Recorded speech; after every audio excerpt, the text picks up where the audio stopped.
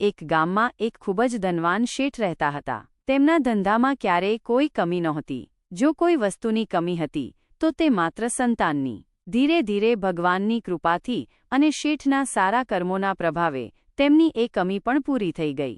કેટલાક વર્ષો પછી શેઠના ઘરે જુડવા સંતાનનો જન્મ થયો, એક દીકરી અને એક દીકરો. શેઠે પોતાની દીકરીનું નામ રૂપાળી રાખ્યું, કારણ કે તે રૂપ અને સુંદરતાની મણી જેવી હતી. દીકરાનું નામ ગોપાલ રાખ્યું, કારણ કે તે ભગવાન કૃષ્ણ જેવી તેજસ્વી મુખાકૃતિ ધરાવતો હતો.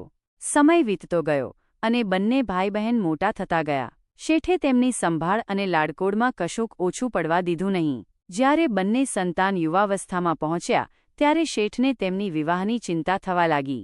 એક દિવસ શેઠ વેપાર કામ માટે બીજા ગામે ગયા. ત્યાં તેઓ એક બીજા ધનવાન શેઠના ઘેર રોકાયા. એ શેઠના ઘરે સાક્ષાત માતા લક્ષ્મીની કૃપા હતી. શેઠે યોગ્ય તક જોઈ અને પોતાના ઘર માટે યોગ્ય જોવા મળતા એ ધનવાન શેઠના દીકરાની સાથે પોતાની દીકરી રૂપાળીની સગાઈ કરી દીધી. થોડા સમય પછી ધામધૂમથી લગ્ન થઈ ગયા. રૂપાળીને ખૂબ જ સુખદાયક સાસરું મળ્યું. ત્યાં મોટી હવેલી, વિહંગમ ખેતરો અને મોટો વેપાર ધંધો હતો. રૂપાળીના સાસરામાં કોઈ પણ વસ્તુની કમી નહોતી. ત્યાં જમવા માટે સોનાની થાળીઓ હતી, સુવાળી પથારી હતી અને ઈચ્છા મુજબ બધું મળતું. રૂપાળીનું જીવન સુખ સંપત્તિથી ભરપૂર થઈ ગયું. શેઠ પણ ખૂબ ખુશ હતા કે તેમની લાડકવાઈ દીકરીને સમૃદ્ધ અને સુખમય સાસરું મળ્યું છે. તેઓ ભગવાનનો આભાર માનતા કે તેમના આશીર્વાદથી રૂપાળી સુખી જીવન જીવી રહી છે. શાંત જીવન ચાલી રહ્યું હતું, પણ અચાનક એક અણધારી ઘટના બની. રૂપાળીના પિતા શેઠજી ગંભીર રીતે બીમાર પડ્યા. અનેક વૈદ અને હકીમોને બતાવ્યા, પણ કોઈ પણ દવા અસરકારક સાબિત થઈ નહીં. અનેક ઉપાયો કરવામાં આવ્યા, વ્રત ઉપવાસ અને ભક્તિ પણ કરવામાં આવી, છતાં શેઠજીની તબિયત સુધરી નહીં. કહેવાય છે કે સુખ દુઃખ જીવનના અંગ છે. શેઠજીના જીવનમાં પણ સુખના દિવસો પૂરા થયા અને મુશ્કેલીઓ શરૂ થઈ. બીમારીમાં તેમની આખી જમાપૂંજી ખર્ચાઈ ગઈ. વ્યવસાય પણ ધીમે ધીમે ખતમ થવા લાગ્યો. દવા દારૂ પાછળ આખું ધન વપરાઈ ગયું અને હવે શેઠજીએ પોતાના દીકરા ગોપાલને બોલાવ્યો. શેઠે ગોપાલને કહ્યું, દીકરા, મને લાગે છે કે હવે હું વધુ સમય જીવી શકીશ નહીં. મારી છેલ્લી ઈચ્છા છે કે મારી આંખ બંધ થાય તે પહેલાં તું લગ્ન કરી લે. હું મારી વહુને મારા જીવતા જોઈ શકું, એ મારી ઈચ્છા છે. ગોપાલ ખૂબ દુઃખી થયો અને કહ્યું, પિતાજી, હું તમારા સાજા થતાં જ લગ્ન કરીશ. શેઠે પુનઃ આગ્રહ કર્યો, પિતાની ઈચ્છા પૂરી કરવા માટે ટૂંક સમયમાં જ લગ્ન કરી લેવા જોઈએ. રાધા સાથે લગ્ન કરી લીધા. રાધા ખૂબ સંસ્કારી અને ધર્મનિષ્ઠ યુવતી હતી. લગ્ન પછી થોડા જ દિવસોમાં શેઠજીનું અવસાન થયું. જે થોડુંક ધન બચ્યું હતું તે અંતિમ સંસ્કાર, બ્રાહ્મણ ભોજન અને ગૌદાનમાં ખર્ચાઈ ગયું. હવે ગોપાલ અને રાધા સંપૂર્ણ ગરીબીમાં આવી ગયા. તેમની હવેલી વેચાઈ ગઈ હતી અને બંનેએ ગામની બહાર એક નાનકડી ઘાસપૂસની ઝૂંપડી બનાવી. જે ગોપાલ એક સમયે નોકરો ચાકરોને હુકમ આપતો હતો, સોનાની થાળીમાં જમતો હતો. આજે તે બીજાના ખેતરોમાં મજૂરી કરી પોતાનું ગુજરાન ચલાવતો હતો. આ વાત જ્યારે રૂપાળીને ખબર પડી ત્યારે તેને પોતાના ભાઈ પ્રત્યે નફરત થવા લાગી. તે વિચારે કે મારો ભાઈ ગરીબ કેવી રીતે હોઈ શકે. તે સમૃદ્ધ જીવન જીવી રહી હતી અને તેનો ભાઈ ઝૂંપડીમાં રહેતો હતો. રૂપાળીએ ગોપાલને પોતાના ભાઈ તરીકે સ્વીકારવાનો ઇનકાર કર્યો. ગોપાલ દરરોજ ખેતરોમાં કડી મજૂરી કરતો. જે દિવસે કામ મળતું તે દિવસે ઘરમાં ચૂલો સળગતો.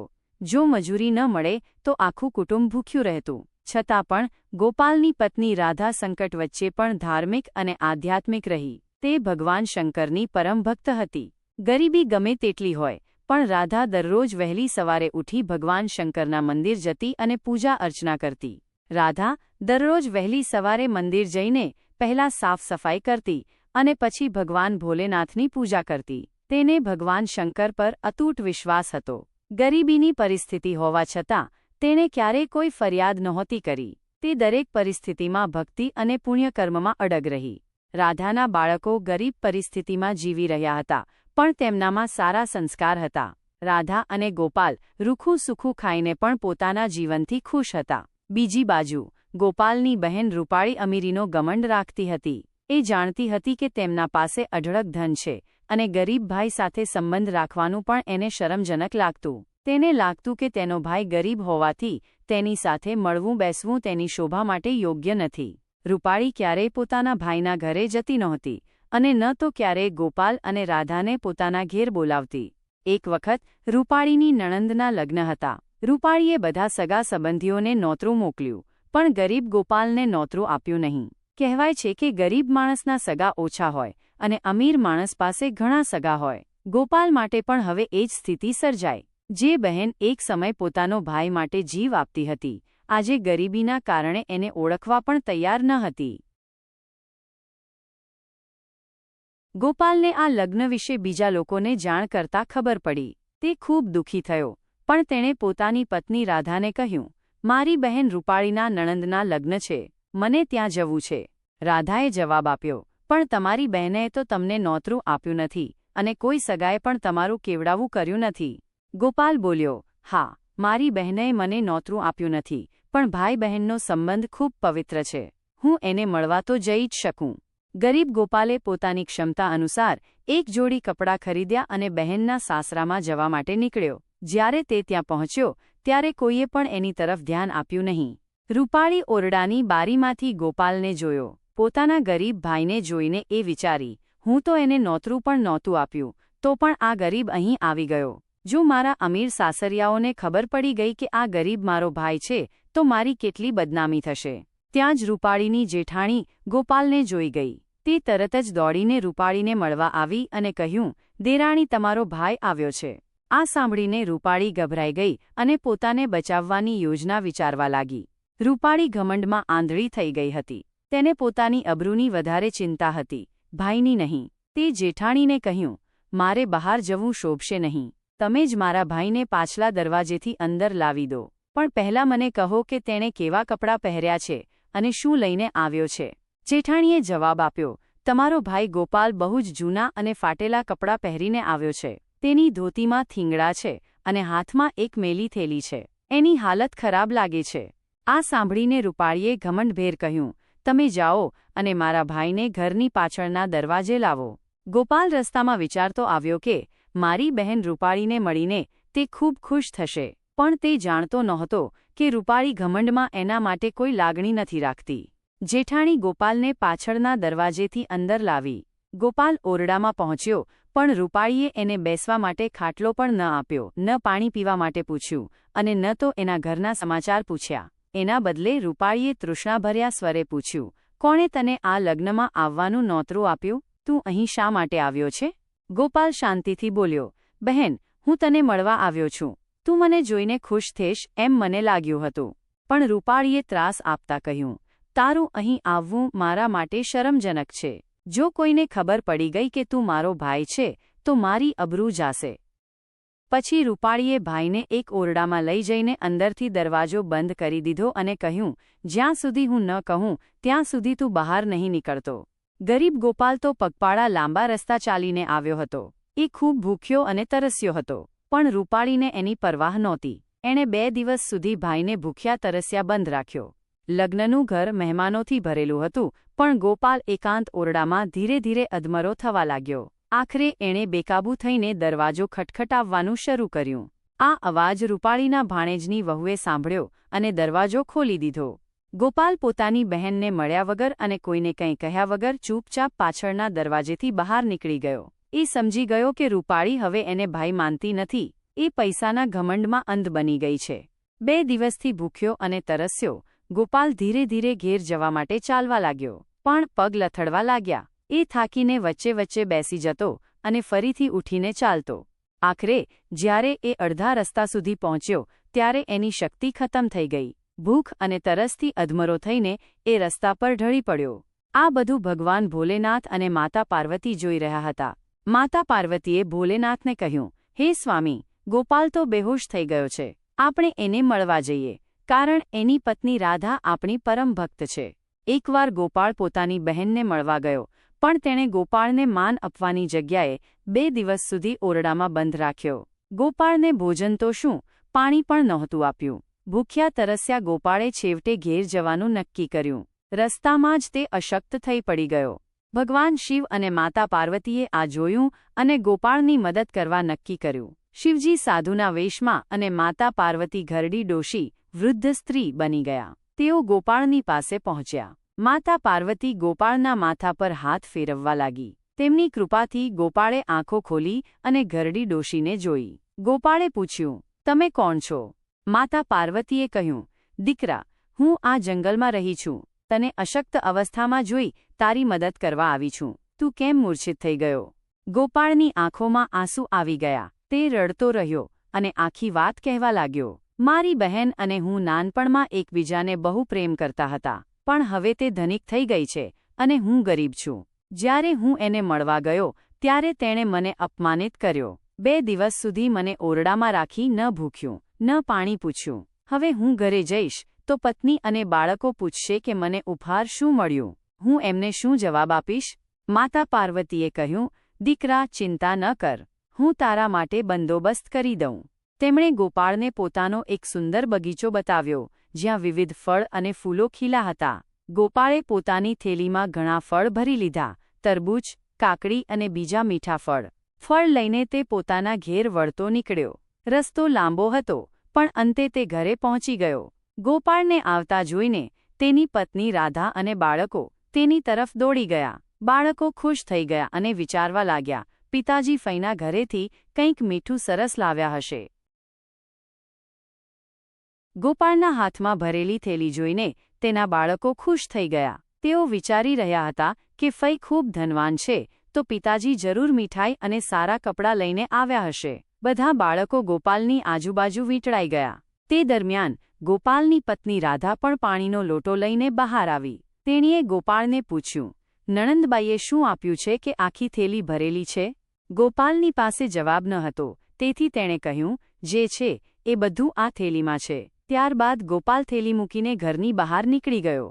જ્યારે રાધાએ થેલી ખોલી તો અંદર એક મોટું તરબૂચ અને કેટલીક કાકડી હતી. આ કાકડી અને તરબૂચ સોનાની જેમ ચમકી રહ્યા હતા. રાધા આશ્ચર્યચકિત થઈ ગઈ અને વિચારવા લાગી, મારી નણંદને અમારા દુઃખની દયા આવી હશે, એટલા માટે તેણે આટલું બધું ધન મોકલાવ્યું હશે. તેણીએ તરબૂચ કાપ્યું અને અંદર બીજની જગ્યાએ ચમકતા હીરા અને મોતી ભરેલા હતા. રાધાએ તરત જ ગોપાળને બોલાવીને પૂછ્યું, નણંદબાઈએ તમને શું આપી દીધું છે? ગોપાલ તો ચિંતામાં હતો કે હવે રાધા મને પૂછશે કે મીઠાઈ કે કપડાં કેમ ન લાવ્યા, પણ રાધા તો ખુશ હતી. તેણીએ કહ્યું, તમારા ભાઈ ભત્રીજાનું દુઃખ ન જોઈ શકવાને કારણે નણંદબાઈએ આટલું ધન મોકલાવ્યું હશે. હવે આપણી ગરીબી દૂર થઈ ગઈ છે. આ રીતે ગોપાલ ધનવાન બની ગયો. સમય વીતી ગયો. કેટલાંક વર્ષો પછી રાધાએ ગોપાળને કહ્યું, આપણે આજે સુખી છીએ તો તમારી બહેન રૂપાળીની કૃપા છે. હવે તમે એક વખત એને પિયરમાં તેડી લાવો. આપણે એમની સારી રીતે સેવા કરીશું. ગોપાળને ખબર હતી કે તે ધન તેના ભાગ્યથી મળ્યું છે, ન કે બહેન રૂપાળીની દયાથી. છતાં તેણે રાધાને કહ્યું, સારું, હું બહેનને તેડવા જઈશ. હવે ગોપાળ ગરીબ ન રહ્યો. તેણે નવી, ભવ્ય રેશમી વસ્ત્રો પહેર્યા અને બહેન માટે મોંઘા કપડાં ખરીદ્યા. ગોપાળ પહોંચ્યો બહેનના સાસરાએ. જ્યારે ગોપાળ બહેન રૂપાળીના ઘરે પહોંચ્યો ત્યારે રૂપાળીની દેરાણીએ તેને જોયો. તે તરત દોડીને રૂપાળીને કહેવા ગઈ, જેઠાણીજી, તમારા ભાઈ આવ્યા છે. રૂપાળીએ દેરાણીને પૂછ્યું, મારો ભાઈ કઈ સ્થિતિમાં આવ્યો છે? એને કેવા કપડાં પહેર્યા છે? દેરાણીએ કહ્યું, તમારા ભાઈએ તો નવી, મોંઘી રેશમી વસ્ત્રો પહેર્યા છે. રૂપાળી એ બધું અવગણીને સીધી આંગણામાં આવી અને ભાઈ, ભાઈ કહીને ગોપાળને ઘરે લઈ ગઈ. ગોપાળના મનમાં પ્રશ્નો. ગોપાળ વિચારવા લાગ્યો, જ્યારે હું ગરીબ હતો ત્યારે મારી બહેન રૂપાળીએ મારી સાથે કોઈ સંબંધ ન રાખ્યો, પાણીનું પણ ન પૂછ્યું, અને આજે જ્યારે હું ધનિક છું તે મને કેટલી ઉષ્માથી મળતી છે. પણ એ સમયે ગોપાળે કશું ન કહ્યું. તેણે બહેનને કહ્યું, હું તને પિયરમાં તેડવા આવ્યો છું, થોડા દિવસ ત્યાં રહી જા. રૂપાળીએ હસીને કહ્યું, હા ભાઈ, હું પણ ઘણા સમયથી પિયરમાં ગઈ નથી. હું આવવા માટે તૈયાર છું. થોડી જ વારમાં રૂપાળી પિયર જવા માટે તૈયાર થઈ ગઈ. રૂપાળીની આંખો ખુલી ગઈ. જ્યારે રૂપાળી ગોપાળના ઘરે પહોંચી ત્યારે તેના ભાઈનું મોટું અને સમૃદ્ધ ઘર જોઈને તેની આંખો ફાટી ગઈ. તેની ભાભી રાધાએ રૂપાળીની ખૂબ જ સેવા કરી. રૂપાળી જ્યારે કંઈક માંગતી તો રાધા તરત જ ગોપાળ પાસેથી પૈસા લઈ એની ઈચ્છા પૂરી કરતી. મારે રેશમી સાડી જોઈએ, મારે સોનાનો હાર જોઈએ, અને રાધા તરત બધું મેળવી આપતી. ગોપાળે એક ખાસ જૂતા બનાવ્યા. રૂપાળી જ્યારે પોતાના સાસરે પાછી જવાની તૈયારી કરતી ત્યારે ગોપાળે કહ્યું, હું તને જવા દઈશ, પણ તારા માટે એક ખાસ જોડા બનાવવાનું છે. એ બન્યા પછી જ તું જઈશ. પછી તે એક મોચી પાસે ગયો અને કહ્યું, મારે એક એવું જૂતા બનાવો જે બોલે. મોચી ચકિત થઈ ગયો અને કહ્યું, એવા જૂતા બનાવવા માટે ઘણું ધન અને સમય લાગશે. ગોપાળે હસીને કહ્યું, કોઈ વાત નથી, તું બનાવ. મોચીએ પૂછ્યું, જૂતા શું બોલશે? ગોપાળે કહ્યું, ગરીબીનું મોટું કારણ અજ્ઞાનતા છે. જ્ઞાન મેળવવાથી ગરીબી દૂર કરી શકાય. જે વ્યક્તિ સમયની રાહ જુએ છે તે હંમેશા ગરીબ જ રહે છે. કર્મ કરી આગળ વધવું જોઈએ. આળસ માણસને ગરીબ બનાવે છે. જો અમીર બનવું હોય તો આળસનો ત્યાગ કરો. ગરીબી એક શ્રાપ છે જે જ્ઞાન દ્વારા જ દૂર થઈ શકે. જેમ યુદ્ધમાં શસ્ત્ર વિના જીત મળતી નથી, તેમ જ્ઞાન વિના ગરીબી દૂર થતી નથી. આજના સમાજમાં પૈસાના સંબંધો છે. ગરીબની સાથે કોઈ સંબંધ રાખવા માંગતું નથી. રૂપાળી શરમાઈ ગઈ. 2 દિવસ પછી મોચીએ જૂતા બનાવી દીધા. એ પર હીરા અને મોતી જડેલા હતા. રૂપાળી ખુશ થઈ ગઈ, પણ જ્યારે તેણે એ પહેર્યા અને ચાલવા લાગી ત્યારે જૂતા બોલવા લાગ્યા, ગરીબનું કોઈ સગું નથી હોતું. બહેને પોતાના ગરીબ ભાઈને ભૂલી દીધો. આ દુનિયામાં ફક્ત પૈસાના સંબંધો હોય છે. રૂપાળી હમણાં શરમથી પાણી થઈ ગઈ. જ્યારે તે વિદાય લઈ ઘરે જવા લાગી ત્યારે પણ એ જ અવાજ સંભળાતા રહ્યા. ગરીબના કોઈ સગા નથી હોતા. સંબંધો ફક્ત પૈસાથી નક્કી થાય છે. રૂપાળીને હમણાં સાચી સમજણ આવી. તેણે પોતાના ભાઈ સાથે કરેલા દુર્વ્યવહાર પર બહુ પસ્તાવું થવા માંડ્યું. એક મોટો બોધ. ગોપાળે પોતાની પત્ની રાધાને હંમેશા સત્ય ન કહ્યું, પણ આ જૂતા એ બધું કહી રહ્યા હતા. રૂપાળીએ શીખી લીધું કે સંબંધો પૈસાથી નહીં, પણ પ્રેમ અને લાગણીઓથી જ સાચા રહે છે. મારી ચેનલ તમને પસંદ આવી હોય તો કોમેન્ટમાં ધાર્મિક કથાઓ લખજો. પસંદ આવ્યું તો લાઇક કરજો, શેર કરજો, સબસ્ક્રાઇબ કરજો. આપ સૌને મારા તરફથી જય શ્રી કૃષ્ણ.